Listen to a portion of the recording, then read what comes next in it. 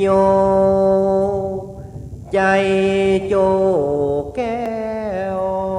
เพลี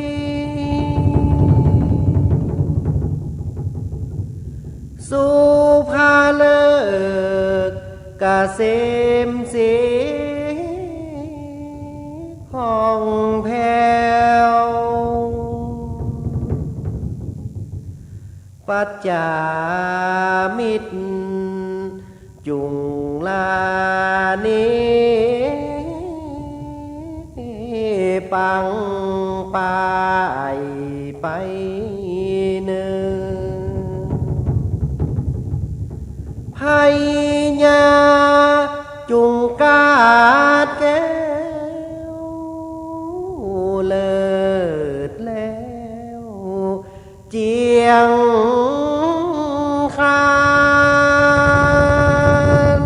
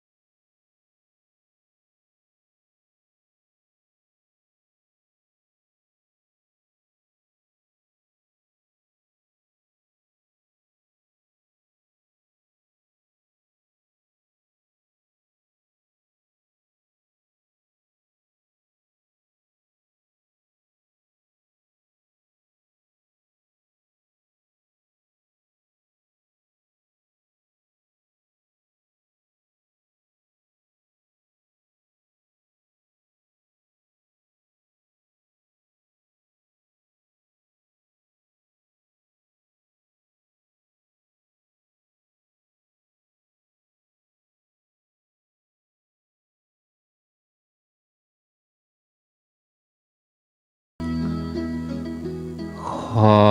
นอบน้อมเอาคุณพระแก้วเจ้าทั้งสามประการอันมีพระพุทธพระธรรมพระสงฆ์คุณพ่อคุณแม่คุณครูบาอาจารย์คุณศีลธรรมกรรมฐานจงมาปกห่มรักษาครูบาอาจารย์พระเจ้าพระสงฆ์ทุกรูปปกห่มรักษาบ่ออกไม่ออกศรัทธาท่านสาธุชนคนดีผู้สนใจใฝ่ในธรรมทุกท่านขอถวายความเคารพแสดงความนับถือพระมหาเถระพระเถรานุเถระเจ้าคณะพระสังฆาธิการครูบาอาจารย์เจ้าที่เปิดวิทยุฟังอยู่ที่วัดที่วาเวลานี้เจริญปอนศรัทธาญาติโยมท่านสาธุชนคนดีผู้สนใจใฝ่ในธรรมทุกท่านอรุณสวัสดิ์ธรรมสวัสดีสวัสดียามเจ้าศรัทธาญาติโยมท่านผู้ฟังทั้งหลายยินดีต้อนรับเข้าสู่รุ่งอรุณวันใหม่ปะกันเจ้านี้เป็นเจ้าของวันจันทร์ที่29เดือนพฤศจิกายนพุทธศักราช2564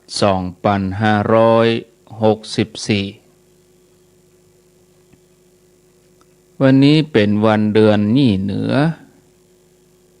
แฮม10 ค่ำเดือนยี่เหนือแฮม10 ค่ำพร่ำว่าเป็นวันจันทร์29พฤศจิกายนพุทธศักราช2564 เวลาตีสี่กับ31 นาทีมาพบกับรายการเสียงธรรมแสงอรุณดำเนินรายการโดยอัตมภาพพระครูอภิวัฒนวิกรมวัดปากตังเจริญตำบลดอยหล่ออำเภอดอยหล่อจังหวัดเชียงใหม่ตามปกติแล้วเวลานี้จะเป็นรายการธรรมะภาคภาษาไทยใหญ่แต่เนื่องจากว่าติดต่อตุลุงโอบ่ได้ส่งข้อความไปเปิ้นกาบ่ได้อ่านคงจะติดธุระศรัทธาญาติโยมก็เลยเปิดสวดมนต์ให้ศรัทธาญาติโยมไปชั่วโมงครึ่งตั้งแต่ตี 3จนถึงตี 4ครึ่งแล้วก็เกิดใจว่าก็จัดรายการสักตี 4ครึ่งเพราะว่าวันนี้อยู่กันปนถึง6 โมงจะจัดรายการต่อเนื่องเพราะว่าตี 5ก็ถึงจะได้จัดแถมอยู่ถ้าจัดตั้งแต่ตี 3มาก็กลัวจะบ่ไหวเนาะตี 3ก็จัด4 โมงถึง 5 โมงก็จัด5 โมงถึง 6 โมงก็จัดแถมเนี่ยเวลามันก็โดยสุขภาพโดยอันอย่างหลายอย่างจะบ่ไหวก็เลยก็ถึงจะได้จัดตี 5ก็มาจัดตี 4ครึ่งเอาอีนะก็บ่เป็นอย่างญาติโยมก็เปิดสวดมนต์ก็ตั้งจิตตั้งใจสวดมนต์ไปด้วยจิตให้เป็นสมาธิก็ก่อนหน้าตะกี้นี่แบบเป็ดหอดรับโทรศัพท์คนเฒ่าเพิ่นเคยได้ยินได้ฟังเนาะวันนี้บัดจัดรายการก็เจ้า จัดก็ใจเย็นๆลูกเจ้าลำลูกกี่โมงตี 2ตื่นกี่โมงตี 1ลูกเจ้าแล้วก็นั่งรอนอนรอเมื่อใดจะได้ยินเสียงตุเจ้านะอดบ่ได้ก็เลยโทรมาเฮียจ่าบดีก็อาจจะโทรไปหาตุลุงยองหรือว่าท่านชัยวัฒน์ปุ้นพ่องก็บ่ฮู้เนาะแสดงว่าเวลาเมื่อเจ้าอย่างนี้ก็มีคนฟังนักฟังหลายเหมือนกันเปิ้นตั้งใจเนาะคนเฒ่าเปิ้นจดจ่อตั้งใจที่จะฟังเป็นที่น่าอนุโมทนาใจจดจ่อมีความตั้งอกตั้งใจที่จะฟังเป็นที่น่าอนุโมทนาแต่ประเด็นนี้ก็มาแล้วก็แล้วใจแล้วก็นี่บ่กองได้ยินเสียงเข้ารายการก็ได้ยินละนอนต่อ ตอนบ่ได้ยินนี่กระวนกระวายไปได้ยินเสียงเข้ารายการนี้กระวนกระวายบ่ได้รับคำตอบหรอกเนาะจะห้องลูกหลานก็อินดูเขาก็บ่ใช่ลูกเตื้อเฮาลูกมาเฮาบ่ฮู้จะเนี่ยจะใดทุเจ้าก็บ่อู้เตื้อมีก็สวดมนต์บ่ฮู้จะเนี่ยจะใดประเด็นนี้บ่กองได้ยินแล้วก็โล่งใจแล้วนอนต่อ ญาติโยมท่านทั้งหลายวันนี้เจ้านี้จะอู้ถึงเรื่องของพระไตรลักษณ์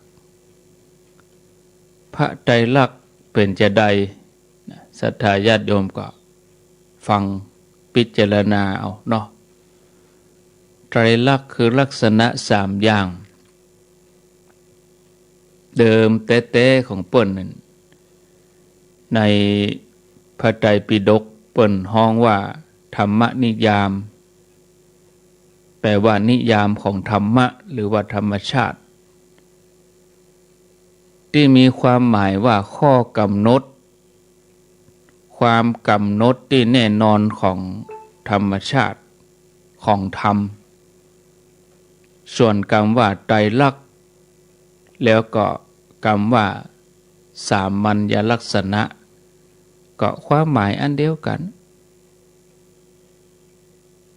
ในอัตถกถา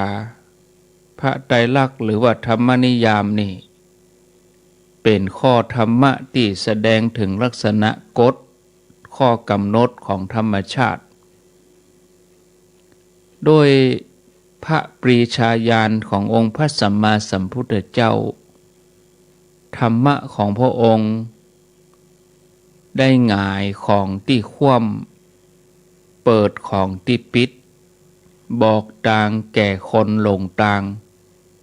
ตามประทีปในที่มืดอันนี้คือพุทธประสงค์โดยธรรมจักษุโดยปัญญาที่พระองค์ทรงแสดงถึงสภาวะธรรมชาติที่มันลี้ลับที่บ่มีผู้ใดล่วงรู้อย่างถูกต้องชัดเจนมาก่อนตั้งแต่โบราณกาลเมิ้นมาแล้วโดยเฉพาะพระองค์ท่านพระองค์ทรงสอนในเรื่องธรรมชาติของความทุกข์ธรรมชาติของความทุกข์ก็หมายถึงอะไรอย่างญาติโยมทั้งหลายหมายถึงพระองค์แสดงเน้นสอนเรื่องสภาวะธรรมสภาวะธรรมชาติของการเกิดขึ้นแห่งทุกข์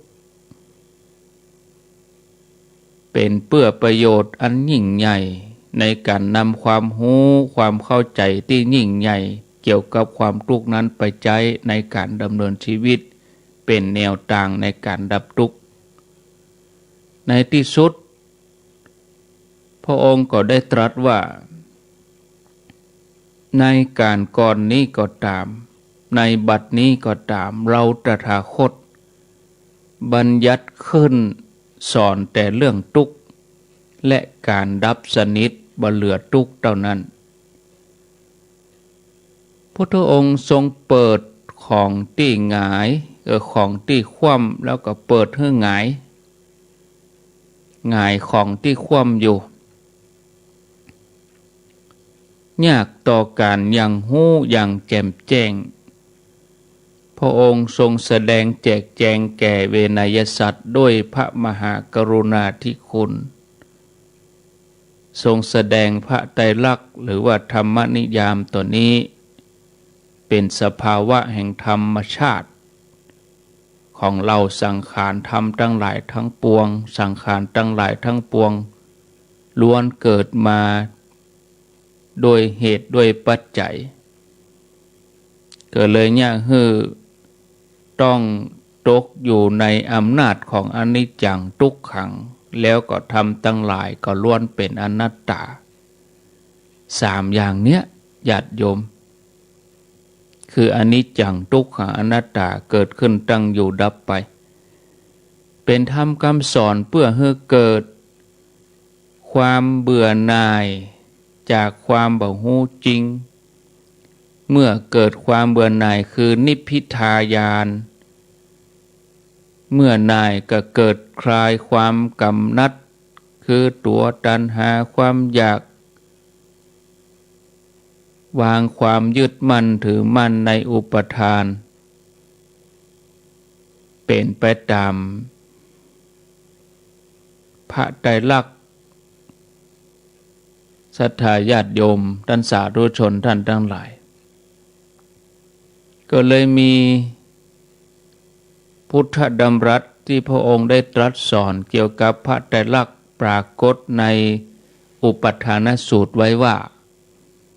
สัพเพสังขาราอนิจจาสังขารทั้งหลายบ่เที่ยงสัพเพสังขาราทุกขาสังขารทั้งหลายทั้งปวงคงสภาพเดิมอยู่บ่ได้แล้วก็สัพเพธัมมาอนัตตาธรรมทั้งหลายทั้งปวงบ่มีตัวตนอันนี้เราสังเกตคำว่าสังขารแล้วก็ธรรมในพระดำรัสที่พระองค์ได้ตรัสนี้ฉะนั้นก่อนอื่นก็ทำความเข้าใจกับคำว่าสังขารแล้วก็ทำถูกต้องดีงามเสียก่อนถึงจะได้เข้าถึง การเจริญวิปัสสนาแล้วก็จะได้หันพระไตรลักษณ์อันหันอย่างแจ่มแจ้งถึงวันนี้เขาก็หันทุกวันนะแต่เขาบัดตันพิจารณาบัดใดเพียงลมหายใจนี่ก็หันละญาติโยมเขาหันการเกิดดับของอนิจจังทุกขังอนัตตาหันการเปลี่ยนแปลงวันเวลาวินาทีชั่วโมงที่ผ่านไปความรู้สึกอย่างต่างๆของเฮาที่เกิดขึ้นมามีให้เฮาหันทุกวันทุกขณะจิตบางทีเฮาก็พิจารณาบัดนั้นสังขารในทางพุทธศาสนาในทางธรรมะแปลว่าสิ่งปรุงแต่งสิ่งที่ถูกปรุงแต่งขึ้นมาซึ่งก็คือสิ่งที่ถูกเหตุต่างๆมาเป็นปัจจัยปรุงแต่งขึ้นก็คือสิ่งหรือว่าผลที่เกิดมาจากการที่มีเหตุต่างๆมาเป็นปัจจัยเครื่องสนับสนุนปรุงแต่งกันและกันคือเกิดขึ้นมาก็เลยบ่ได้หมายถึงสังขารที่แปลกันทั่วไปในต่างโลกในภาษาไทยที่ว่าสังขารคือร่างกายอย่างเดียวแต่ในภาษาธรรมหรือในสิ่งที่เราจะมาอู้กันนี้คำว่าสังขารตัวนี้นี่หมายถึงสิ่งที่เกิดขึ้นมาจากเหตุปัจจัยที่ปรุงแต่งกันขึ้นมาก็ครอบคลุมไปถึงฝ่ายรูปธรรมที่สามารถจับต้องสัมผัสได้ด้วยอายตนะถึงห้าคือตาหูจมูกลิ้นกายยกตัวอย่างสังขารร่างกายก็คือบรรดาโต๊ะเก้าอี้ไม้มิกเครื่องส่งพัดลมเสื้อรถบ้านอาหารเนี่ยของที่มีชีวิตแล้วก็ของบ่มีชีวิตของใจทุกอย่างที่มันปรุงแต่งขึ้นมาเราเอามาประกอบกันโต๊ะตัวหนึ่งก็ประกอบด้วยไม้หลายๆชิ้นมี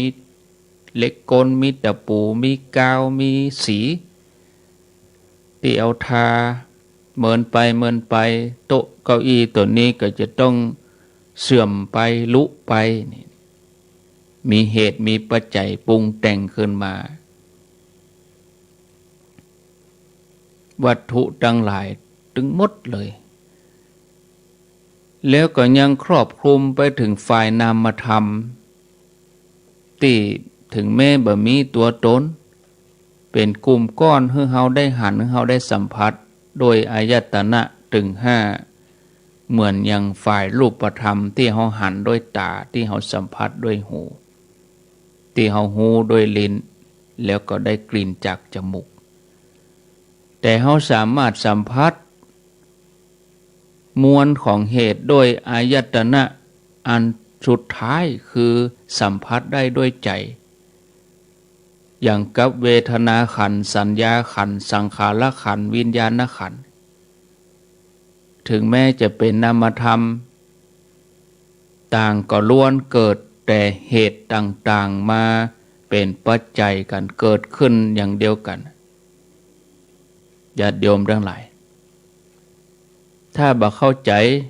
เราก็ก้อยฟังกันไปฟังไปเรื่อยๆเถอะญาติโยมท่านทั้งหลายฉะนั้น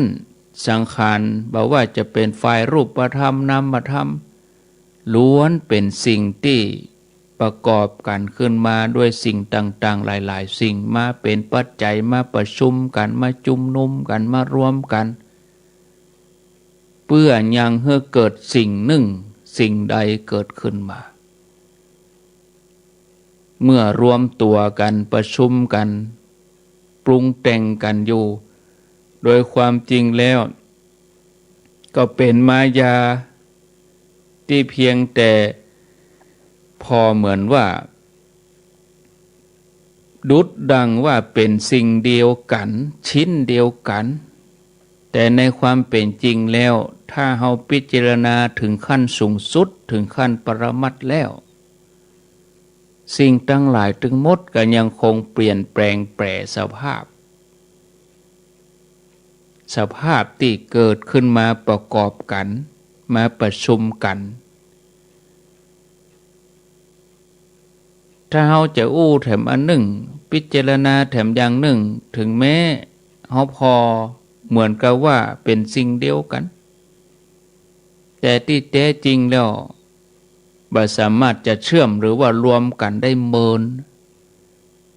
บ่ได้รวมกันเป็นเนื้อเดียวได้อย่างแท้จริงเอาสิ่งต่างๆมาประกอบกันทั้งนั้นแม้กระทั่งถั่วเฮาเองถามว่าอันใดในร่างกายเฮานี่เป็นของเฮาพ่องมีหรอใจของเฮาสักอย่างลูกเนี่ยศรัทธาญาติโยมมันถูกบีบคั้นร้อยรัดปรุงแต่งให้เกิดขึ้นเมื่อแหงบีบคั้นมีอาการแปรปรวนเปลี่ยนแปลงมันก็บ่เสถียรเหมือนอินเทอร์เน็ตนี่มันบ่เสถียรเหมือนคลื่นโทรศัพท์มันบ่เสถียรมันก็บ่ดีมันรวนมันปรวนแปรเนี่ยมันเกิดขึ้นโดยธรรมชาติก็เพราะว่าความบ่ใจสิ่งเดียวกันนั่นบ่ใจสิ่งเดียวกันมันก็เลยเกิดสภาวะที่บ่สามารถรวมกันอยู่ได้อย่างเที่ยงแท้แน่นอนถาวรโดยธรรมชาติแล้วมันก็แยกกันอยู่แล้วญาติโยมทั้งหลายเพียงแต่ว่าถูกเอามาประกอบกันถ้าเราจะอุปมาอย่างหยาบนี่ก็มอกปอหื้อหันภาพนี่เนาะพูดให้เห็นภาพหื้อหันภาพก็คือไม้ชิ้นเดียวกันก็ย่อมมีการปรุงแต่งน้อยกว่าย่อมมีความแข็งแรงกว่าไม้ที่เอามาประกอบกันปรุงแต่งกันด้วยเหล็กกลด้วยน็อตด้วยกาวเป็นโต๊ะเป็นเก้าอี้แม้ต่างก็เป็นสังขารที่ต้องเปลี่ยนแปลงแตกหักในที่สุดถ้าจะอู้โดยย่อก็คือธรรมชาติมีสภาวะคือแหงบีบคั้นที่พยายามผลักดันให้สังขารคืนสภาพสู่สภาพเดิมๆคืนไปในธรรมชาติเดิมๆโดยมีวิธีต่างๆให้เปลี่ยนแปลงไปก็เลยเกิดอาการความบาดเตี้ยงเป็นอนิจจังเกิดขึ้นสังขารในพระไตรลักษณ์นั้นหมายถึงสิ่งที่เกิดขึ้นมาแต่การที่มีเหตุปัจจัยมาประชุมกันปรุงแต่งกันก็เลยหมายถึงอย่างศรัทธาญาติโยมท่านสาธุชนหมายถึงทุกสรรพสิ่งที่เกิดขึ้นมาแต่เหตุปัจจัยทั้งสิ้นมีการครอบคลุมถึงรูปธรรมนามธรรมก็คือถึงฝ่ายวัตถุถึงฝ่ายจิตใจถึงโลกิยธรรมโลกุตตรธรรมกายจิตขันธ์ห้าทุกสรรพสิ่งที่ปรุงแต่งกันขึ้นมายกเว้นสิ่งเดียวยกเว้นอะไรอย่างยกเว้นสิ่งเดียวคืออสังคตธรรมอสังคตธรรมหมายถึงธรรมหรือว่าสิ่งที่บ่ได้เกิดขึ้นจากการที่มีเหตุปัจจัยมาปรุงแต่งได้แก่สภาวะธรรมหรือว่าธรรมชาติทั้งปวงล้วนเป็นอย่างนั้นตัวนี้คืออย่างคือพระนิพพานที่เป็นสภาวะแน่นอนอย่างสภาวะธรรมของฝนสภาวะธรรมของการเวียนว่ายตายเกิดของชีวิตนี่มันแน่นอนอยู่แล้วมีอย่างปรุงแต่งศรัทธาญาติโยมท่านผู้ฟังทั้งหลายสังขารที่ว่าสิ่งปรุงแต่งหรือว่าสิ่งที่ถูกปรุงแต่งขึ้นโดยเหตุต่างๆมาเป็นปัจจัยกันยกตัวอย่างสังขารร่างกายก็เป็นสังขารที่เกิดแต่เหตุปัจจัยปรุงแต่งของธาตุทั้งสี่ชีวิตก็เป็นสังขารที่เกิดแต่เหตุปัจจัยของขันธ์ห้า แม้แต่เวทนาหรือว่าเวทนาขันธ์คือความรู้สึกที่ย่อมเกิดขึ้นจากผัสสะโดยอายตนะต่างๆอันเป็นนามธรรมที่แม้แต่ว่าบ่มีตัวตนแต่ก็เป็นสังขารอย่างเดียวกันเพราะเกิดขึ้นจากการปรุงแต่งคือการที่มีเหตุต่างๆมาเป็นปัจจัยกันเกิดขึ้นศรัทธาญาติโยมท่านสาธุชนทั้งหลายเฮาฟังบางทีญาติโยมเขาก็อาจจะพิจารณาแล้วก็เข้าใจยากหน่อยท่านอาจารย์ยังบ่ฮู้เนาะสังขารอันยังบ่ฮู้ปรุงแต่งอันยังบ่ฮู้คะแนนแปลงใจนิ่มๆไว้ก่อยฟังไปพิจารณาไปโดยแต่โดยสรุปแล้วเนี่ยญาติโยมท่านทั้งหลายพระไตรลักษณ์โดยสรุปแล้วคือสังขารทั้งหลายทั้งปวงบัดเที่ยงมีอันต้องเปลี่ยนแปลงไปตามอาการเป็นธรรมดาก็เลยทนอยู่สภาพเดิมบ่ได้ต้องเสื่อมไปเป็นธรรมดาแล้วก็ดับไปในที่สุดอันเนี้ยคือพระไตรลักษณ์เนี่ยเมื่อเป็นอย่างนี้ก็เป็นทุกข์ถ้าไปยึดโดยตัวตัณหาอุปทานเป็นอนัตตาบ่มีตัวตนหรือบ่ใจของตัวตนตัวตนนั่นหมายถึงตัวตนของสิ่งต่างๆทั้งหลายทั้งปวงทุกชนิดรวมไปจนถึงตัวตนของตนเก่าเฮานี้ตัวที่เป็นแก่นอย่างแท้ล้วนเกิดแต่เหตุปัจจัยต่างๆมาประชุมกันในชั่วขณะต่ออันประกอบกันในระยะหนึ่งต่ออันเป็นกลุ่มก้อนเป็นมายาหรือว่าเป็นคณะนะฉะนั้นเมื่อเหตุปัจจัยเหล่านั้นมีอันต้องเปลี่ยนแปลงมีอันต้องเสื่อมไปตามสภาวะธรรมชาติโดยเหตุอันหนึ่งอันใดก็ดีคณะก็ว่ากลุ่มก้อนของตัวตนก็เลยต้องเปลี่ยนแปลงต้องเสื่อมไปดับไปในที่สุดเป็นไปตามหลักธรรมอิทัปปัจจยตาคือบ่สามารถจะควบคุมบังคับบัญชาให้เป็นไปตามที่เฮาปรารถนาได้นะแม้กระทั่งใจเฮาเองนี่เฮายังบังคับยังบ่ได้เราจะไปบังคับคนอื่นได้จะได้ใจเฮายังวอกแวกไปมาเปลี่ยนไปมาเจ้าแหมอย่างสายแหมอย่างค่ำแหมอย่างนะศรัทธาญาติโยมท่านผู้ฟังนะอันนี้เราลองพิจารณาหลายๆครั้งพิจารณาหลายๆเตื้อนะศรัทธาญาติโยมพิจารณาแล้วเราถึงจะหันทีหันชัดสังขารทั้งหลายทั้งปวงถึงหมดนี่สิ่งปรุงแต่งหรือว่าสิ่งที่ถูกปรุงแต่งขึ้นนี่ก็เลยบ่ได้หมายถึงเพียงแต่สังขารแต่ร่างกายเฮาเท่านั้นล้วนเป็นสภาวะธรรมชาติอันเป็นอย่างนี้ก็เพราะว่าล้วนเกิดแต่เหตุสิ่งต่างๆมาเป็นปัจจัยกันและกันก็คือมีเหตุต่างๆมาประชุมหรือว่าปรุงแต่งกันชั่วขณะระยะหนึ่งเพราะเกิดแต่เหตุที่มาเป็นปัจจัยกันและกันก็จะต้องอาศัยสิ่งต่างๆหลายอย่างมาเป็นปัจจัยมาประชุมรวมกันเกี่ยวเนื่องกันล้วนเป็นเพียง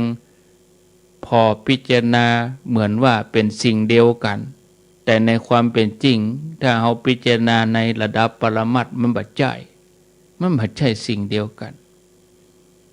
เพียงแต่ว่ามาประชุมกันโดยปัจจัยโดยเหตุชั่วขณะระยะหนึ่งต่ออันเหมือนคนเฮานะมาอยู่รวมกันชั่วขณะสุดท้ายก็จะต้องจากกันไปมากันคนที่คนต่างสุดท้ายก็ต้องไปกันคนที่คนต่าง ไผจะไปก่อนไปลุ้นอุปมาเหมือนเฮาจกเบอร์ไผจะได้เบอร์สั้นเบอร์ยาวได้จกได้ไม้ยาวก็อยู่เมินน้อยจกได้ไม้สั้นก็อยู่ได้บ่เมินมาเป็นพ่อเป็นแม่เป็นลูกกันมาเป็นครอบครัวมาอยู่ด้วยกันสังคมเดียวกันมาซุ่มนุมกันมาอยู่ด้วยกันที่สุดมาก็จะต้องต่างคนต่างไปจะเอาคนใดคนหนึ่งไปตัวเองมั่งบ่ได้ถึงแม้จะเสียชีวิตพร้อมกันวันเดียวกันก็ตามสุดท้ายก็ต้องไปตามกรรมที่ตัวเองได้ทำไว้ทุกอย่างล้วนเป็นอนิจจังความบัดเที่ยงความบัดเที่ยงคือมันต้องเปลี่ยนแปลงไปเป็นไปตามอาการธรรมดาบ่สามารถจะควบคุมบังคับบัญชาให้เป็นไปตามที่เฮาปรารถนาได้ตลอดไปเพียงบางครั้งเฮาก็มาพอเหมือนว่าสามารถควบคุมได้ก็ควบคุมได้บางเหตุบางปัจจัยควบคุมได้กับท่านอย่างเฮารถเนี่ยอย่างรถยนต์นี่เฮาสามารถเหยียบให้อวยได้จ้าได้เลี้ยวซ้ายเลี้ยวขวาแต่นานไปรถมันก็ต้องรู้ใจเมินไป20-30 ปีถามว่ามันเปลี่ยนแปลงก็เฮาก็บังคับมันบ่ได้มันก็ต้องรู้ไปตามอายุตามวัยตามสังขารที่มันบ่เที่ยงเฮาก็บ่สามารถจะควบคุมให้มันอยู่อย่างเก่าได้รถปีนี้แหม2 ปีมันก็ตกรุ่นไปเฮาบ่สามารถจะให้มันอยู่อย่างอันได้ตลอดสังขารร่างกายของเฮาก็เหมือนเดียวกันนะญาติโยมบ่สามารถจะควบคุมบังคับบัญชาให้เป็นไปตามที่เฮาปรารถนาได้ตลอดไปบางครั้งพอเหมือนว่าสามารถควบคุมได้ก็เลยเกิดมายาจิตขึ้นมาว่าเฮาสามารถควบคุมได้มันเป็นมายาจิตก็เลยเกิดความหลงผิดไปหลงคิดหลงยึดว่าอยู่ภายในว่าอยู่ภายใต้อำนาจของตัวเองสามารถควบคุมบังคับบัญชาได้แต่ที่จริงแล้วบ่ใช่อย่างนั้นมันสามารถควบคุมได้จะได้ญาติโยมมันบ่ได้มันต้องเปลี่ยนแปลงไปเนี่ยคือมันต้องบ่เที่ยงเมื่อมันบ่เที่ยงมันก็ต้องเป็นทุกข์นะความเป็นทุกข์คือความทนอยู่ได้สภาพเก่าบ่เมินอยู่สภาพเดิมบ่ได้อันนี้เป็นห้องเป็นทุกข์อย่างเฮาทั้งหลายนอนเนี่ยนอนตั้งแต่ตี 2 ตี 3นอนเมินมันก็เป็นทุกข์ก็ต้องใครลุกมานั่งเมินก็ใครยืนเมินก็ใครนั่งเนี่ยมันวนเวียนกันไปอย่างเนี้ยญาติโยมเนาะมันเป็นทุกข์คืออยู่สภาพเก่าบ่ได้นอนเรื่องบ่ไหวมันจะนอนตลอดมันก็บ่ไหวอย่างคนไข้เวลาเปิ้นนอนเปิ้นก็ใครลุกนั่งเปิ้นก็ใครเตียวเนี่ยนะอันนี้ศรัทธาญาติโยมเนาะเอาเตอี้ก่อนเนาะก็เดี๋ยวพักไปฟังการเข้ารายการเดี๋ยวไปต่อกันตี 5แถมกรรมฟังไรนี้เปิ้นไหนเตอเนอเดี๋ยวไปสวัสดีกับญาติโยมที่เปิ้นฟังตี 5แถมกรรมก่อนเนาะเจริญพร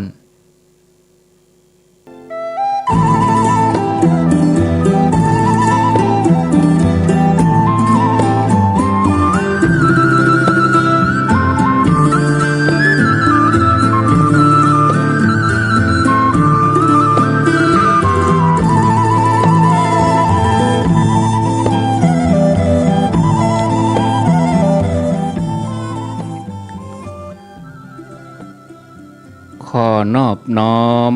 เอาคุณพระแก้วเจ้าทั้ง3ประการอันมีพระพุทธพระธรรมพระสงฆ์คุณพ่อคุณแม่คุณครูบาอาจารย์คุณศีลธรรมกรรมฐานจงมาปกห่มรักษาครูบาอาจารย์พระเจ้าพระสงฆ์ทุกรูปปกห่มรักษาบ่ออกไม่ออกศรัทธาท่านสาธุชนคนดีผู้สนใจใฝ่ในธรรมทุกท่านขอถวายความเคารพแสดงความนับถือพระมหาเถระพระเถรานุเถระ เจ้าคณะพระสังฆาธิการครูบาอาจารย์เจ้าที่เปิดวิทยุฟังอยู่ที่วัดที่ว่าเวลานี้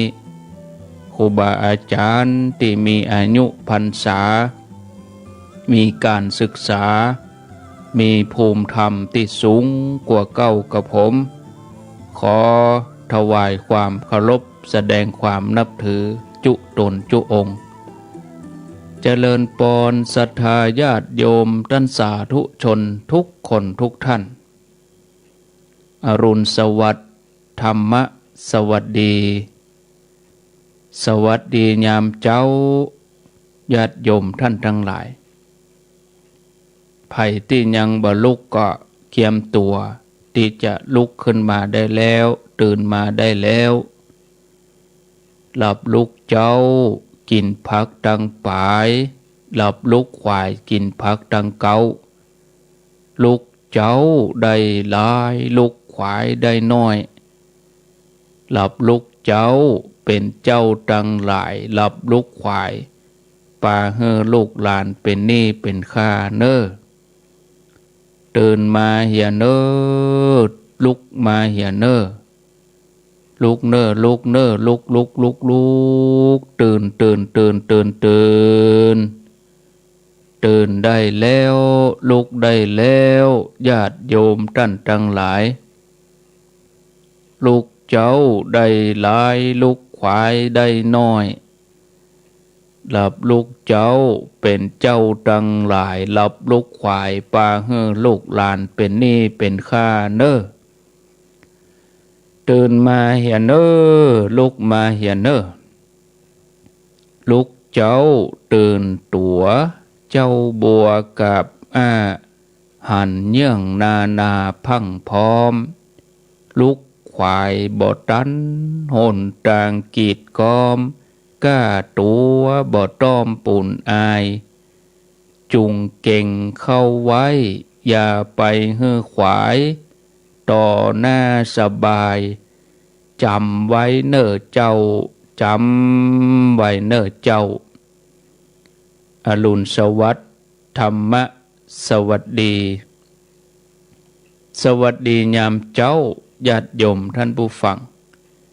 ยินดีต้อนรับเข้าสู่รุ่งอรุณวันใหม่ปะกันเจ้านี้เป็นเจ้าของวันจันทร์ที่29เดือนพฤศจิกายนพุทธศักราช2564 5:09 นาทีมาปะกับรายการเสียงธรรมแสงอรุณดำเนินรายการโดยอัตมภาพพระครูอภิวัฒนวิกรมวัดปากดังเจริญตำบลดอยหล่ออำเภอดอยหล่อจังหวัดเชียงใหม่เป็นผู้รับผิดชอบดำเนินรายการในวันจันทร์วันพุธวันพัดแล้วก็วันศุกร์ส่วนวันการอย่างวันพวกนี้ก็เป็นท่านสาธิตธีระปัญโยสถาบันธรรมาภิวัตน์อำเภอแม่เมาะจังหวัดลำปางเป็นประจำทุกวันอังคารการที่จะไปถึงที่สุดแห่งธรรมนั้นจำเป็นต้องอาศัยกำลังบุญกำลังบารมีเราจะต้องทำกันช่วยกันญาติโยมทุกคนบ่มีไผน้อยหน้าบ่มีไผล้ำหน้าเราต้องมีใจโพธิสัตว์คือมุ่งมั่น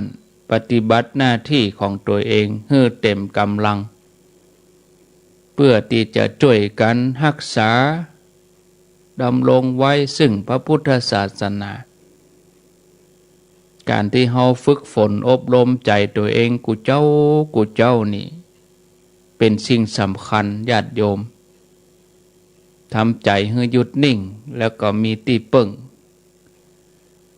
ความประมาทเป็นมลทินของใจเราขับรถถ้าเราประมาทก็อันตราย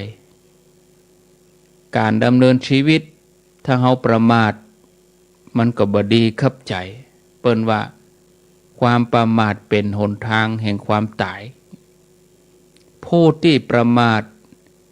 ถึงแม้จะมีชีวิตอยู่ก็เหมือนคนที่ตายไปแล้วคือตายไปจากคุณงามความดีบ่ได้ทำกุศลอันอย่างไว้ที่จะเป็นขั้นใดก้าวแรกสี่แรกไปสู่ที่สูงมีสวรรค์และพระนิพพานเพราะเป้าหมายชีวิตของการเกิดมาเป็นมนุษย์นั่นก็เพื่อสั่งสมบุญกุศลเพื่อทำความดีส่วนเรื่องของการทำมาหากินก็เป็นการแสวงหาทรัพย์มาหล่อเลี้ยงชีวิตอัตภาพให้มันคงอยู่ได้ต่ออันฉะนั้นญาติโยมผู้ที่มีสติพิจารณาได้ปัญญาเปิ้นก็แสวงหาทรัพย์นั้นมาเพื่อเสริมสร้างบารมีเห่งทำความดีแข่งกับเวลาแข่งกับสังขารที่ล่วงเลยไปบัณฑิตนักปราชญ์ทั้งหลายล้วนแต่ตั้งอยู่ในความบัประมาทเพราะว่าเปิ้นพิจารณาหันว่าความประมาทนี่เหมือนต้นตอที่เนี่ยเฮือชีวิตของเฮาสะดุดแล้วก็จมลงทะเลตุกกว่าจะข้ามขึ้นฝั่งได้นี่โอ้มันทรมานต้องผจญภัยในสังสารวัฏนี่บ่ใจสักเล็กสักน้อยฉะนั้นญาติโยมท่านผู้ฟังทั้งหลายองค์พระสัมมาสัมพุทธเจ้าของเฮาพระองค์ก็ย้ำเตือนคือพุทธบริษัทพุทธศาสนิกชนตั้งตนอยู่ในความบัประมาทเห่งสร้างความดีสร้างบารมีจะได้หลุดพ้นจากกิเลสอาสวะอันเป็นเหตุให้เกิดทุกข์เล่าเรื่องให้ฟังเหตุสักหน่อยเนาะเป็นเรื่องประกอบกันแล้วก็กำเดียวจะมีชาดกเข้ามาประกอบแถมเรื่องหนึ่งคงจะพอดีกับเวลาที่มีอยู่ใต้รายการก็มีการประชาสัมพันธ์น้อยอนุโมทนาเมื่อวันที่27ที่ผ่านมาก็มีพระคุณเจ้าพระสงฆ์สามเณรหลายวัดเปิ้นไปพัฒนาที่ม่อนพระศรีสองเมืองก็อนุโมทนากับเปิ้นให้น้อยแล้วก็มีญาติโยมเปิ้นร่วมบุญมานี่แล้วอาตมาจะอู้รายละเอียดงานเข้ากรรมแล้วก็เหรียญพระศรีสองเมืองสมัยหนึ่งพระพุทธเจ้าพระองค์ประทับอยู่ที่บุพารามก็มีภิกษุบวชใหม่จำนวน500 รูปได้ไปพักที่นั่นเนื่องจากส่วนใหญ่เป็นพระบวชใหม่ก็เลยบ่ฮู้พระธรรมวินัยเท่าใดก็เนี่ยฮื้อพระบวชใหม่นี่มีจิตใจฟุ้งซ่าน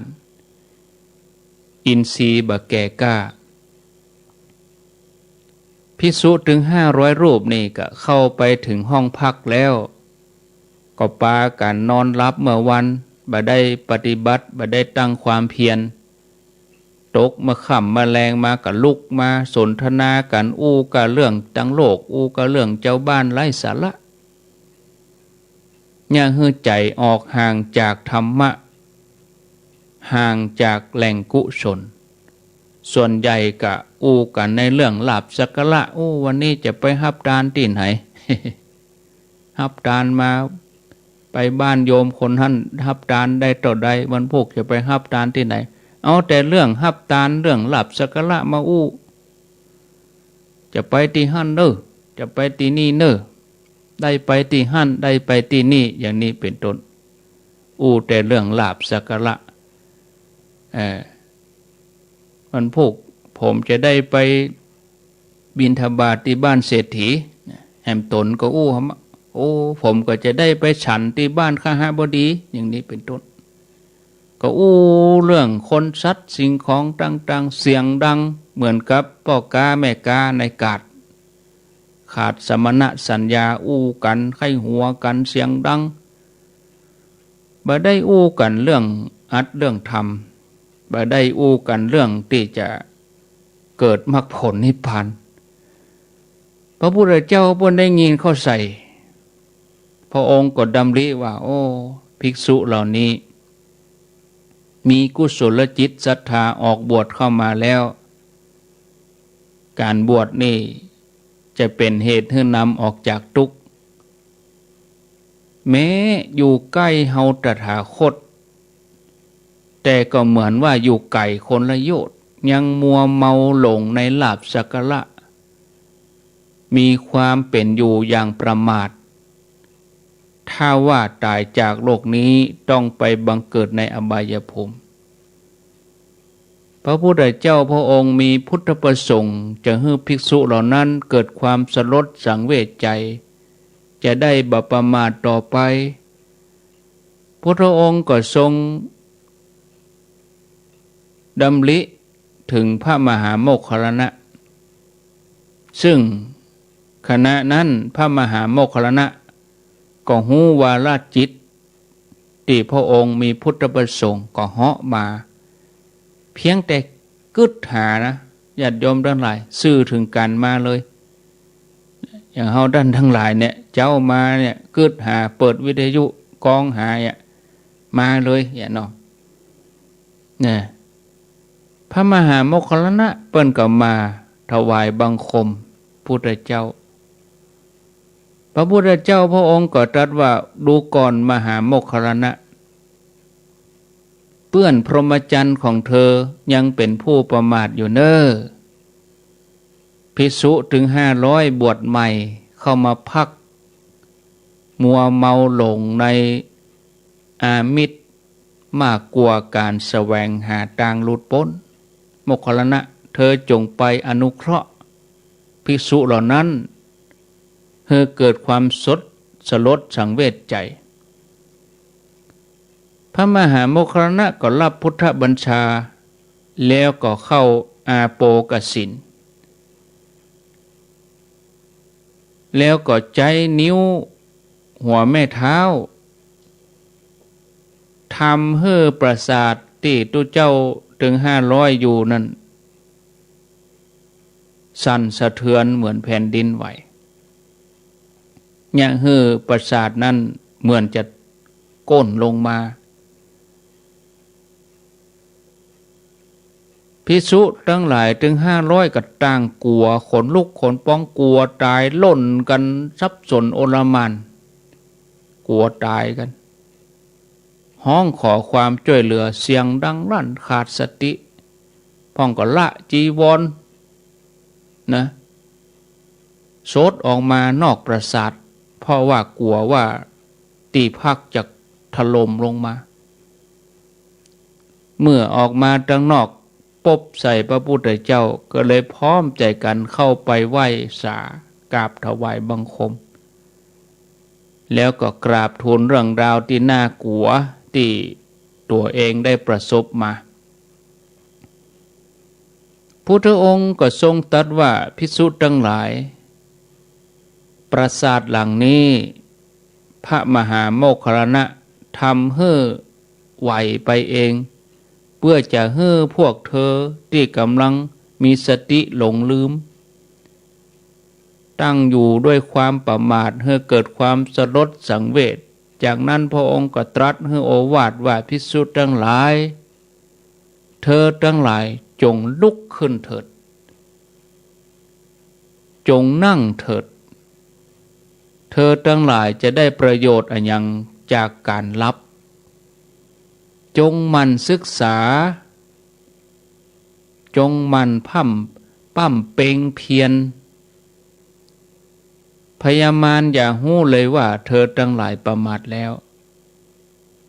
อย่าทำพวกเธอตกอยู่ในอำนาจความลุ่มหลงเธอทั้งหลายจงข้ามตัณหาอันแผ่ซ่านในอารมณ์ต่างๆซึ่งเป็นเหตุให้เทวดาและมนุษย์ต้องลำบากในสังสารวัฏโอกาสดีในการปรารภความเพียร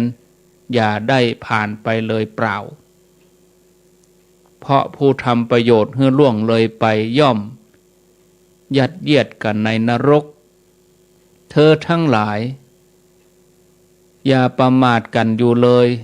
พึงถอนลูกศรคือกิเลสของตนนั่นเสียด้วยความบาประมาท พุทธองค์ทรงอุปมาว่าดูก่อนภิกษุทั้งหลายนายขมังธนู4 คนมีความชำนาญในการยิงธนูแล้วก็ยืนอยู่ในทิศทั้ง 4ถ้ามีบุรุษพึงมาบอกว่าเฮาจับลูกธนูที่นายขมังธนูทั้ง 4ยิงมาจากทิศทั้ง 4บ่ฮื้อตกลงถึงแผ่นดินเธอทั้งหลายจะสำคัญว่าบุรุษผู้นั้นจะมีความรวดเร็วหรือว่ายอดเยี่ยมก่อภิกษุทั้งหลายก็กราบทูลข้าแด่พระองค์ผู้เจริญถ้าบุรุษผู้นั้นจะสามารถไปจับลูกธนูที่นายขมังธนูเพียงคนเดียวยิงมาจากทิศทั้ง 4บ่ฮื้อตกถึงแผ่นดินก็ควรจะกล่าวได้ว่าเป็นผู้ที่มีความรวดเร็วยอดเยี่ยมจะกล่าวไปใหญ่ถึงการจับลูกธนูเพียงถึง 4เพียงลูกเดียวก็ถือว่ายอดเยี่ยมแล้วบ่ต้องไปอู้ถึงว่าจะมาจับลูกธนูทั้ง 4ที่นายขมังธนูถึง 4 คนยิงมาแถมพระพุทธเจ้าพระองค์ก็ตรัสว่าดูก่อนภิกษุทั้งหลายความเร็วของวันเวลาความเร็วของพระอาทิตย์พระจันทร์เร็วกว่าบุรุษความเร็วของเทวดาที่ออกไปความเร็วของบุรุษนั้นตึงมดตึงมวลบอกว่าพระจันทร์พระอาทิตย์ยังจ้ากว่า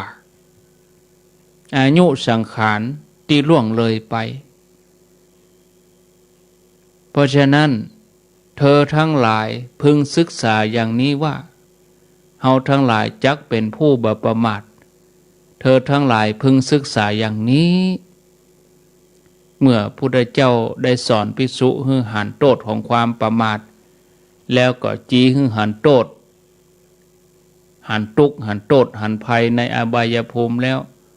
พระองค์ก็ทรงทำให้ภิกษุทั้งหลายเกิดความอุตสาหะในการที่จะทำความเพียรให้ยิ่งขึ้นไปภิกษุถึง500เริ่มพิจารณาหันโทษของความประมาทอันเป็นเหตุให้ตกไปในทางอบายในที่สุดก็ปล่อยใจไปตามกระแสธรรมเจริญวิปัสสนาบรรลุธรรมเป็นพระอรหันต์กู้ตนเลยจากเรื่องราวที่เล่าให้ฟังนี้ญาติโยมเขาจะหันว่าองค์พระสัมมาสัมพุทธเจ้าพุทธองค์ทรงจี้ให้หันทุกข์หันโทษของความประมาทว่าเป็นเหตุให้เขาไปตกในอบายภูมิชีวิตหลังความตายของผู้ที่ประมาทแล้วเป็นชีวิตที่น่ากลัวเป็นทุกข์กลัวจะหู้สึกก็สายไปเสียแล้วหมู่เฮาทั้งหลายก็คนก็ควรจะตั้งตนอยู่ในความประมาทสิ่งที่เฮาจะต้องเห่งหีบทำกันอยู่ขณะนี้คือเฮาต้องบ่ประมาทในการปฏิบัติในการสั่งสมความดีในการทำบุญแล้วก็มีสติเตือนตัวเองอยู่เสมอว่าเฮาทั้งหลายจะต้องทำอย่างสม่ำเสมอบ่ควรย่อท้อเริ่มต้นตั้งแต่เริ่มตื่นขึ้นมาวินาทีนี้เป็นต้นไปบ่รีรอจนแก่ชราถึงเข้าวัดเข้าวาเมื่อถึงตอนนั้นเขาจะไปฟังธรรมมันก็บัถนัดจะไปนั่งสมาธิมันก็บัสะดวกจะลุกก็โอยจะนั่งก็โอยฉะนั้นก่อนสังขารจะล่วงโรยก็ขอให้เห่งประพฤติปฏิบัติยังความบริสุทธิ์ของใจประคับประคองใจของตัวเองเมื่อเป็นอย่างนี้มรณะภัยมาถึงเฮาในภายภาคหน้าเฮาก็บ่ต้องไปบาดกลัวอันใดที่เฮาจะเดินไปสู่สัมปรายภพเดินได้อย่างสง่าผ่าเผยชื่นบานองค์อาจมั่นใจไปอย่างผู้มีชัยบ่ได้ไปอย่างผู้พ่ายแพ้จะมีแต่ความสุขในทุกภพทุกชาติตลอดชาติอย่างยิ่งญาติโยมท่านทั้งหลาย ต่อไปนี้จะเล่าชาดกก็คงผัดทันเอาไว้วันพุธก่อนบ่เนาะหรือว่าบึดแมลงก่อนแล้วกันนะแมลงบ่ายสามหมู่เจียงไฮ้เมืองน่านบ่ได้ยินแถมอินดูเขาเนาะบึดแมลงก็ยังจะมาอยู่เนอบ่ายสามแล้วก็วันนี้เครือข่ายขึ้นสีขาวก็จะปรับผังรายการ9 โมงถึงก็เดียว6 โมงถึง7 โมงนี่เป็นท่านพระครูสังวรศิลาภิรักษ์7 โมงถึง9 โมงนี่ก็จะฮับ104ถ้า7 โมงเกิงนี่จะเป็นหลวงพ่อเมืองฝางเนาะทุกวัน7 โมงเกิงถึง8 โมงทุกวันเลย104เปิ้นก็ฮับอาตมาก็ฮับลิงจาก104ถึง9 โมง9 โมงถึงเที่ยงนี่ฮับสัญญาณจากมจรลำปางแล้วก็เที่ยงถึงบ่าย3นี่เป็นรายการลุงหนานเนอะเที่ยงถึงบ่าย3เป็นรายการลุงหนานเปิ้นจะเอารายการอันอย่างใส่ก็ตามเจตนาลุงหนานแล้วก็บ่าย3ถึง5 โมงนี่ก็จะเป็นรายการธรรมะปกติ5 โมงแรงถึง6 โมงนี่ก็เป็นรายการของผู้กองชัยพรพิมพ์สมุทรเปิ้นจะมาปุ้นวันที่1 ธันวาปุ้นก่อนเมื่อแล้วก็จัดได้เป็น1 อาทิตย์ละเนาะแล้วก็เปิ้นไปเยี่ยมญาติต่างจังหวัดมันผู้ก็ปิกมาวันที่1ก็คงจะได้จัด1 ธันวาสำหรับผู้กองชัยพรพิมพ์สมุทรเวลา5 โมงแรงถึง6 โมงส่วน6 โมงก็ฟังธรรมะเหมือนเดิมและการพักค่ำบ่เปลี่ยนแปลงอันนี้แจ้งญาติโยมที่ฟังในเครือข่ายขึ้นสีขาวโดยเฉพาะที่ห้วยตองซักแล้วก็ที่ฟังตังแม่แจ่มสถานีที่ฮับตัวอื่นๆก็เหมือนเดิมศรัทธาญาติโยมท่านทั้งหลายเนาะวันที่27ที่ผ่านมาเมื่อวันเสาร์ซึ่งเป็นวันศีลก็มีคณะสงฆ์ก็มีศรัทธาทางอำเภอโดยสะเก็ดนี่เพิ่นไปช่วยกันพัฒนาสถานที่มีพระสงฆ์สามเณรวัดแม่กะใต้วัดปากป้องป่าคาหนองบัวม่วงโตนแม่ห้อยเงินใต้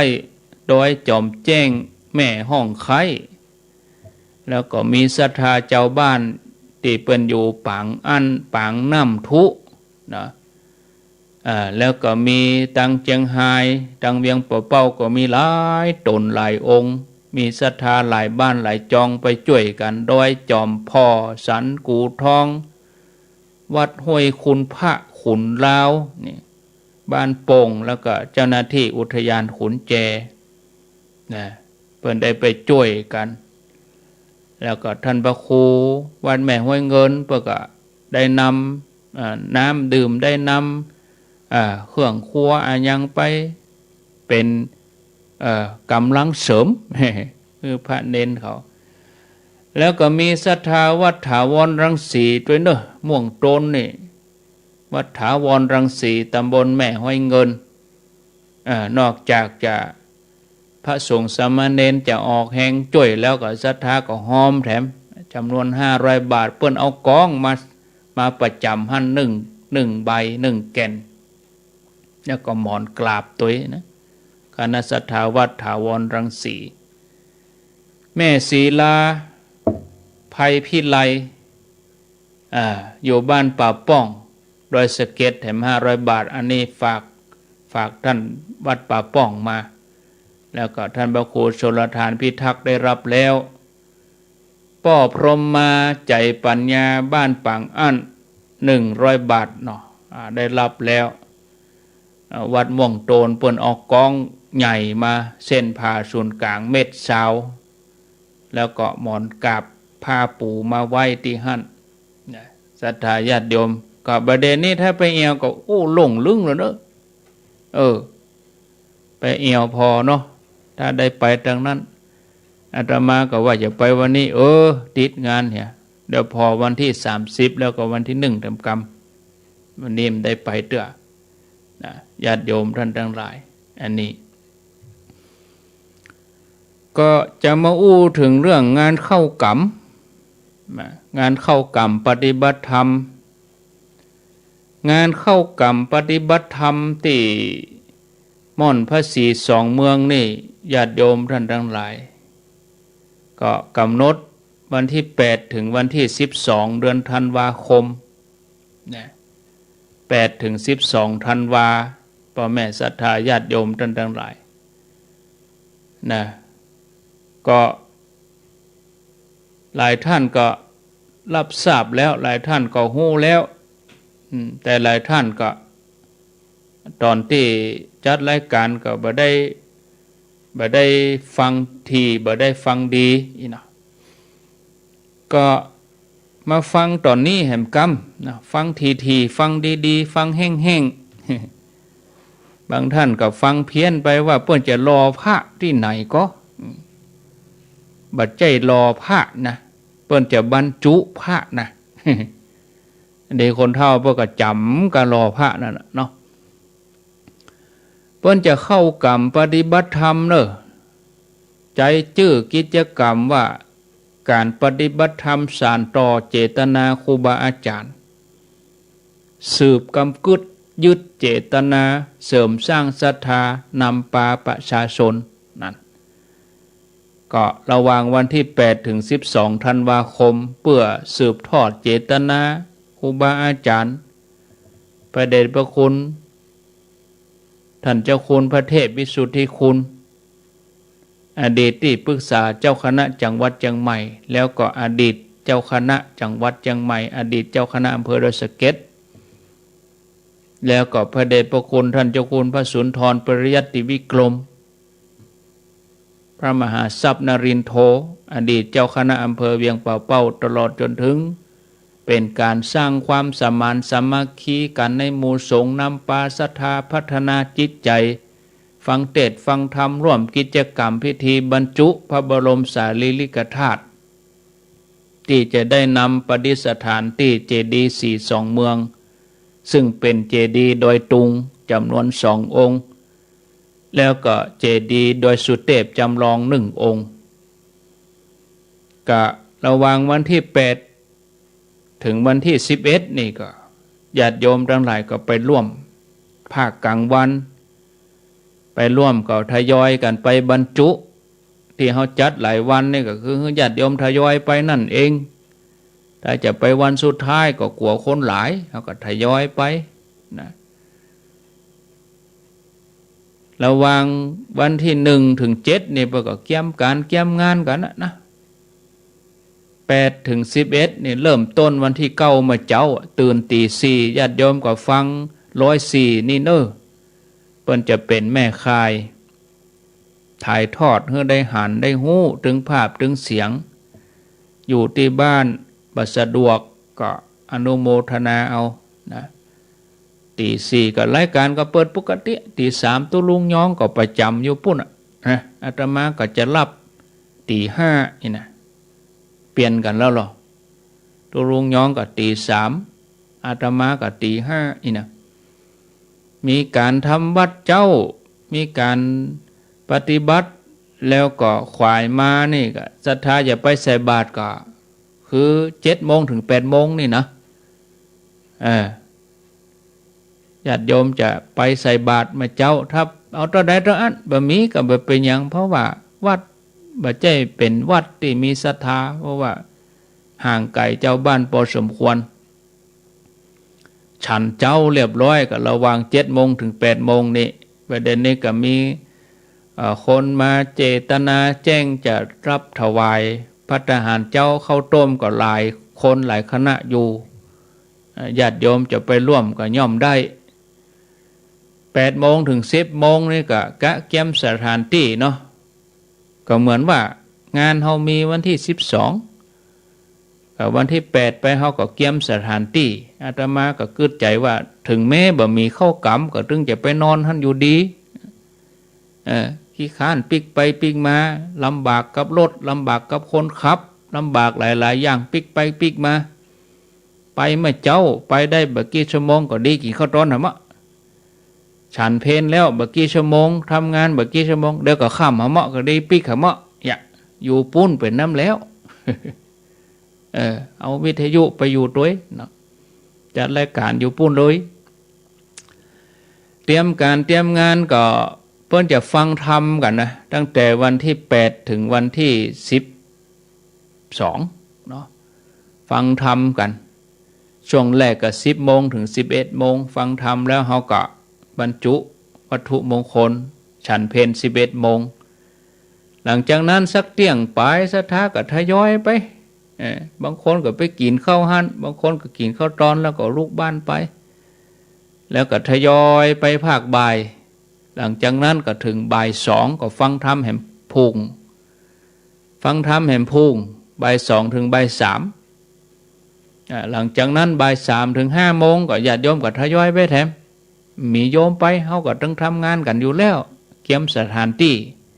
เพียวหันเพียวนี้เกี่ยมหลายๆอย่างอยู่แล้วช่วงนั้นแล้วก็เวลา5 โมงถึง6 โมงก็ทำภารกิจส่วนตัวส่งน้ำกาอย่างกาก็ว่ากันไป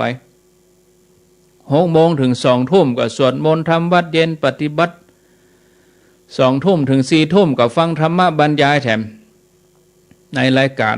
เวลาปกติ104เพิ่นจะเป็นแม่ไข่ฮื้อถึงวันที่12 ธันวาคมอันนี้กับบรรจุพระบรมสารีริกธาตุเวลาเที่ยง9 นาทีคือตอนบ่ายนั่นเอง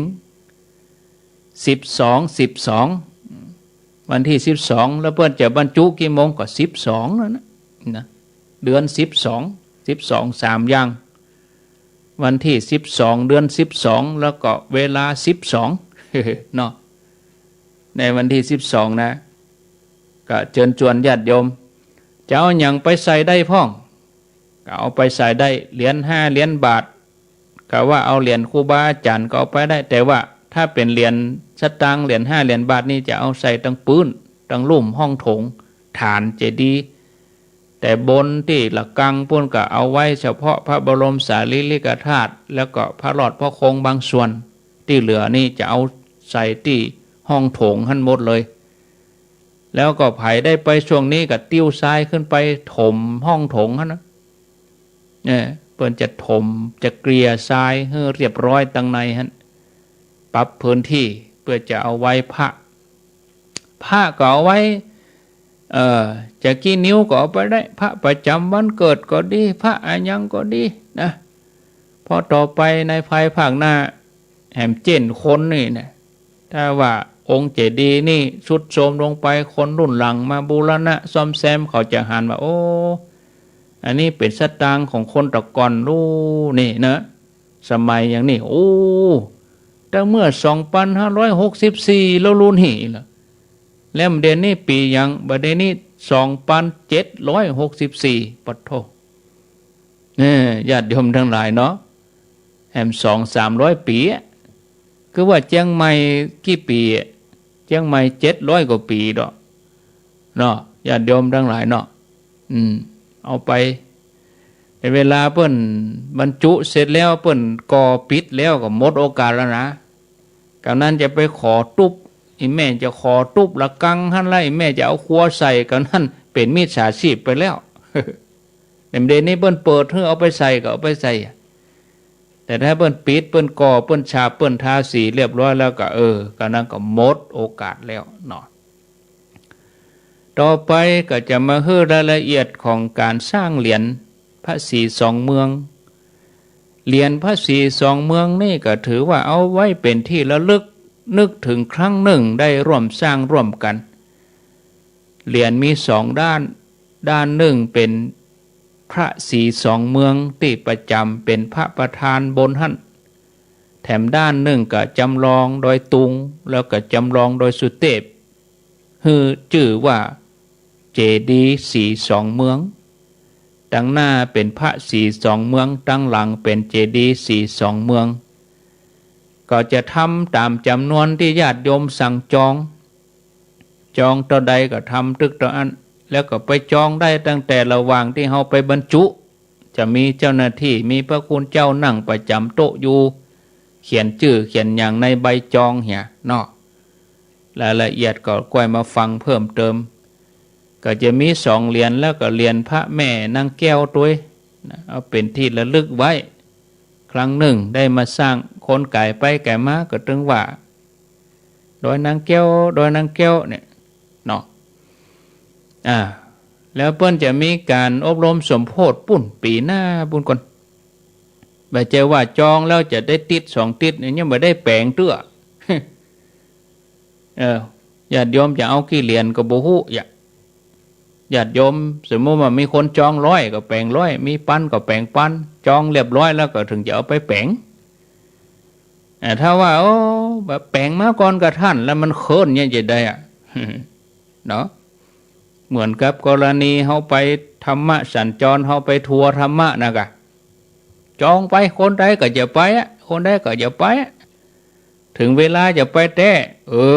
โลดเขินจะไปวันพุธมาขืนวันนี้โลดว่างไป2-3ที่นั่งแล้วใครจะรับผิดชอบ อันนี้ก็เหมือนเดียวกันแปลงมาเลยท่านอันนี้แต่ละคนก็แจ้งอาตมาเหมือนกันแต่อาตมาจะยืนยันก็ต่อเมื่อต้องเขียนใบจองแล้วก่อนใบจองนี่มี2ใบมีต้นขั้วนี่ก็เอาเก็บไว้แล้วก็ฉีกแผ่นใบให้ญาติโยมเก็บไว้แล้วก็เอาใบจองนั้นมารับในวันที่เปิ้นอบรมสมโพธิถ้าบ่ได้มาวันอบรมสมโพธิก็หลังจากนั้นก่อนหลังจากนั้นคือเมื่อใดปุ่นวันที่18-19 มีนาบุญถึงจะได้รับไม่ใช่ว่าจองวันนี้วันพุธได้รับเพราะว่าเหรียญเนี่ยบ่ได้แปลงเตื้อเปิ้นจะอบรมสมโพธิเดือนมีนาบุก่อนอันนี้เข้าใจกันตามนี้เนอะญาติโยมเนาะ0998366322มีก็เข้ามาเวลาตี 5:44 นาทีกระเดียวที่104ก็ฟังตุลุงในวังหลวงพ่อพระครูวิสิตศิลาภรณ์วัดวังสิงคำ6 โมงที่104ส่วนเครือข่ายขึ้นสีขาวนี้ถ้าเครือข่ายขึ้นสีขาวนี้ก็ฟังที่ท่านพระครูสังวรศิลาภิลักษ์วัดไซมูลแม่กะนะศรัทธาญาติโยมก็ติดตามรับฟังกันเอาภัยจะสนทนาอู้จ่าเจริญปอนเลยที่หมายเลข0998366322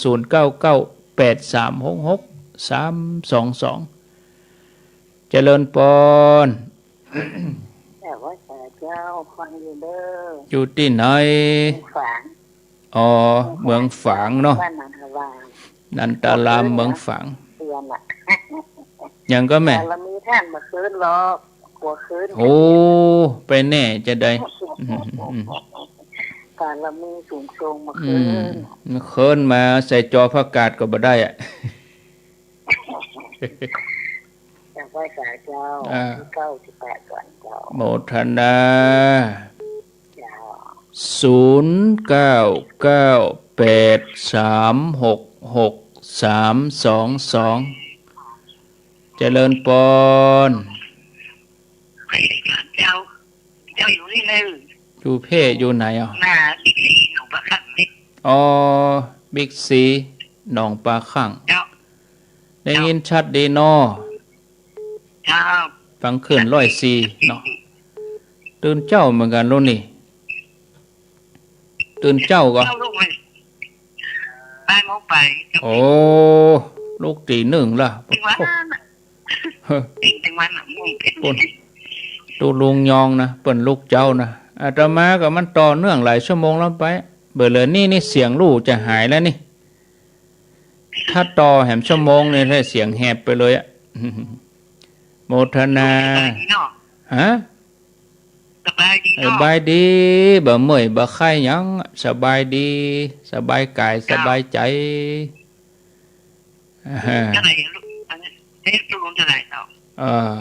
ลองตายพอลงตัวหือฮะกะพอลงประมาณต่อใดฮะต่อใดก่อ80ก็ถ้าจะมองอันนะกะฮะนี่แม่ต่อใดแม่91กะแกเหลือเฮารู้เนาะ เออสุขอกสุขใจขอให้ลุงมีความสุขความเจริญเนอะเหมือนเนอะติดกับเจ้าทางมันเหมือนม่วนใจเนาะอุ้ยเนาะเจ้าอยู่ดีมีสุขเนอะเจ้าเปิ้นว่าอาตมา80ปลายก็นุ่มเลยแม่น้อยภาษาครับจากที่ไหนโทรจากบ้านแม่เกี่ยวตำบลศรีชัยลีครับโอ้ศรีวิชัยเมืองลีฟังชัดเจนดีกะม่วนเนาะฟังแล้วม่วนก็ดีเนาะมีความสุขนะครับที่ฟังทำงานเป็นคนไข้ติดเตียงกะครับเป็นคนไข้ติดเตียงมา10 กว่าปีแล้วโอ้แล้วก็อันลูกนั่งได้อยู่กะครับลูกนั่งได้อุ้มปกลูกนั่งเนาะก็ยังดีเอามีสถานีมีธรรมะไว้ฟังเป็นที่ยึดเหนี่ยวจิตใจเนาะก็มีธรรมะเป็นตัวได้ก็บอกว่าครับอาจารย์เอาตัวนี้เป็นกำลังใจเนอะเอาธรรมะมาเป็นที่ยึดเหนี่ยวจิตใจอยู่ดีมีสุขอันนี้อินดูเปิ้นคนไข้ติดเตียงวิทยุย้องไว้หั่นคนเฒ่าอยู่กับธรรมะลูกหลานก็สบายใจนะถ้ามาอันเฮากระวนกระวายน่ะนี่เจริญพรนมัสการค่ะท่านพระครูกับดอยน้อยพัฒนาดอยน้อยดอยน้อยสันทรายค่ะเป็นจะได้พ่องฟังธรรมะแล้วก็ดีค่ะม่วนเนาะก็ดีฟังแล้วม่วนอกม่วนใจอยู่ดีมีสุขไปเจอคนเฒ่าด้วยก็เปิ้นบอกเขาบอกเขาเปิ้นทายเปิ้นว่า80จะเป็นได้ยอมรับบอกท่านโยมทายนะจ๊ะโยมทายดูไม่เกินนะคะ49จ้ะโอ้ได้90ปลายยังแม่อุ้ยนี่พอใจละเนาะจะไม่รู้อันจะอยู่ถึงจะเปิ้นแข็งแรงอยู่เนี่ยไปเรื่อยๆคงจะอยู่ถึงเนาะท่านผู้ชมนะถึงก็กดโทรศัพท์ก็ได้นี่เก่งโลยินดีเนอะถ้าโยมมีบุญโยมคงได้ไปม่อนก็เอาหาเวลาไปกะหาเวลาไปเนอะโมทนาก็มีถึงหลายวันดู8 ถึง 12มีถึงหลายวันเจริญพรไหว้สาเจ้า90ปลายกับ80ปลายกับไก่กับเท่าใดแล้วบักไก่ห่างกัน10 กว่าปีห่างกันได้เดียวเลี้ยวไปอย่าก็เบิ่งก็นอนฟังเบิ่งก็กึดนั่นน่ะเบิ่งก็นึกเนาะตัวเจ้านี่ถ้าจะอายุเหมาะยะนี่หนาวอาจารย์ว่าเขามองหวยกู้แม่เสาก็นี่หมอกกะเป็นหมอกเป็นเหมยกะนั่งๆบ้านปะยิ้วนี่หมอกหนักขนาดอันนี้ป้อหนาวตัวใด22 องศาไม่เจ้าเนี่ยยังจะสบายอยู่หมอกพอดีกะหมอกพอดีหมอกเย็นสบายเนี่ยอาบน้ำได้อยู่เวลาไปสักวันเด้อเข้ากำนะเข้ากำนี่หมูปลางิ้วนี่ต้องแน่นหนาเนอะเจริญพรกราบไหว้ตาครับว่าจะได้เน้นรักศรัทธาญาติโยมที่บอกว่าท่านจะพิการได้ประเภทใดบอกว่าจะติดตังติดเตียงบอกว่าจะพิการด้านตาพิการแข้งพิการขาพิการทุกประเภทขอศรัทธาญาติโยมอย่าได้ท้อใจหรือว่าท้อได้แต่อย่าถอยศรัทธาญาติโยมก็พยายามใจธรรมะฟังรายการทุกรายการที่เป็นรายการสาระธรรมะต่างๆอันเนี้ยจะเป็นน้ำยาชโลมใจของเรานะครับเนาะดีแต่ ทำเมื่อสถานญาติโยมเขาม่วนอกม่วนใจ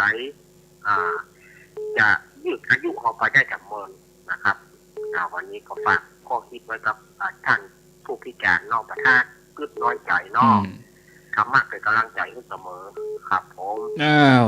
สาธุเน้นหลักรายการเพื่อนมีวันการเน้นหลักปัญโยนั้นมันพูกกันเนาะเจริญปอนสายต่อไป0998366322เจริญปอนเจ้าท่านพระครูอยู่ที่ไหนตั้งใดแม่ไข่แก้วบ่จ้างสังกะแปเจ้าแม่ไข่แก้วแม่เจ้าล่ำได้ปะกันเนาะอาตมาห่างเหินไปเมินรายการแม่เจ้ามันมาตานเปิดอาตมาไม่ได้จัดด้วยแม่เจ้าอาตมาไม่ได้จัดรายการด้วย2 ติดแล้วก็ตลอดนะเจ้าท่านเกียรติเจ้าโมทนาเนอท่านว่าครูอายุอย่าง80ล่ะก็ป่นเอาฮือจำเป็นต้องฮับปะกะเฮาบ่คัดใจบ่คัดใจคนเฒ่าแม่นั่นเป็นยัง80เลยเหรอแม่นั่นเปิ้นปั่นเฮาก็รับไว้เสียกะมันก็บ่เสียศรัทธาเปิ้นเนาะบ่คัดศรัทธาฟังตลอดนะเจ้าไว้สาเจ้ายินดีเนอเปิ้นอยู่หนองปลาข้างวะตะกี้นะแม่อุ้ยเปิ้น91แล้วเจริญปอนครับได้จ่าครับผมโทษจากดังได้ปออกโทรมาจากบ้านห้วยจริงอำเภอตงหัวจ้างจังหวัดตงหัวจ้างปุ่นก่อนถึงแต่ตีแล้วครับลูกตี4แล้วครับผมฟังสถานีพระธาตุ5 ดวงนี่กะตีลี่ลูกเจ้าได้หลายลูกขวายได้น้อยเนาะลูกเจ้าฟังละแต่ว่าโทรมาตีฟังไปเลยๆมันพูกออกมาแหมนะครับผมวันนี้ก็จะตื่นมาอยู่ไปตีข้าวไปตีข้าวเนาะอยู่ดีมีสุขสาธุเจริญปอนเจริญปอนจากที่ไหนจากตุลุงอีจัดนี่เนาะวันนี้เนาะวันนี้นะโมนดีอีแม่อยู่ไหนนี่อีแม่อยู่บ้านบะกอกมะกอกปลาช่างนี่มาตั้งพักผ่านตั้งคุณเจอเนี่ยมันเหมือนกันคนแรกวันนี้โทรมาจับพอดีหนาวมาแล้วนะตุลุงเนาะนักตุลุงมีแล้วนี่นะไปฟังกันนี่จะมีการดีฟังมนอกมนใจยินดีไปไหนกันไหนตุลุงเด้ไปไหนเตอะรอดีๆก่อนก่อยมาอีกไปไหนกันเนี่ยโอ้ยโชคดีเนอวันนี้จ้าสาธุบ้านมะกอกปลาซังแถม5 นาทีเจริญปอนกราบนมัสการเจ้าท่านพระครูฟังอยู่เด้อเบิ่งหาจังหวัดน่านเจ้าเวียงสา4 คำเนาะฟังสีคำเรดิโอหนาวก็ทั้งเมืองน่านพุ่นหนาวเย็นล่ะก็หนาวเลยเจ้าหนาวก็หนาวแต่หนาวนิดหน่อยเนี่ยอยู่ไก่บ้านนาเหลืองนอกก็น่ะแม่อยู่ไก่จากบ้านนาเหลืองนอกก็บ้านแม่ไก่เจ้ามันเขตมาตังละน้อยเจ้ามาตังอำเภอละน้อยคอนเป็นนาน้อยบุนาน้อยเพื่อก็ได้ยินนะบัดโทเจ้าได้ยินกันหรอโชคดีเนอเนาะสาธุเวียงสาเมืองน่านตะกี้เฮาเอวปลาซางแล้วเฮาไปเอวเวียงสาแท้ เมืองน่านปุ่นเอาเสียงไปแอวหมู่เฮาที่เฮาฟังด้วยกันนี่ก็เหมือนเฮาไปแอวด้วยกันนะเนาะเจริญพรเจ้าไม่กาเจ้าทัพพระเจ้าเจ้าแม่ลิห้วยโถกห้วยโถกบ้านหงที่ถ้าจะแบบเคยห่างข้างเนาะก็ตาอายุ80ไปกันนะเป็นยังโอ้แค่หัวไม่ได้ครูอายุจริงๆเนอะเปิ้นฮื้อก็เอาเหี่ยเปิ้นฮื้อก็ฮับเหี่ยถ้าจะแบบเคยห่างเนาะเจ้าฮื้อก็ฮับเสียเจ้าสาธุสาธุเจริญพรรถจากนายพอดีจ้าฟื้นตอนจ้าต้องหัวจ้างกะเจ้าชื่อว่าพอดีอันป้อใจห้องพอดีแล้วก็ไม่ยิงนี่เป็นห้องอย่างไม่ยิงเป็นคนเมืองก็ว่าปากกญอป้อใจนี่พ่อขวาไม่ยิงเนาะไม่ยิงห้องอย่างพ่อมือพระมือฟังกันม่วนก่อแม่ฟังแล้วม่วนก่อฟังดูเจ้าม่วนก่อว่าฟังถึงวันเนาะลูกเจ้าเหมือนกันเนาะไม่แค่นะนึ่งเข้าแล้วก็จะไปการดิจะลุงยึดไปซี่ไว้ได้นะต่อใดกะประมาณต่อใดฮะแม่ว่าเฮาต่อใด10 ปลาย40 ปลายเนาะเกิงหนึ่งของ80เนาะ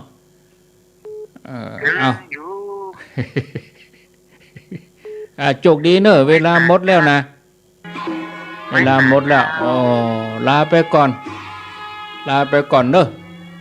กะเอาเตอีก่อนอินดูสายสุดท้ายอินดูอินดูเนอะนี่อินดูเจริญพรอินดูเนาะ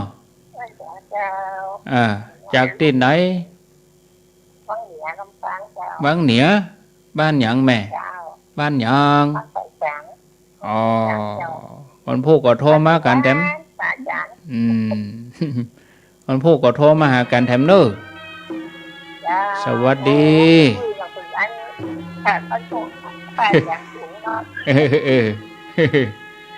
โชคดีเนอะสาธุวังเหนือลาไปก่อนปะกันทำไมโชคดีมีใจโอกาสหน้าอายุวันโนสุขังพลัง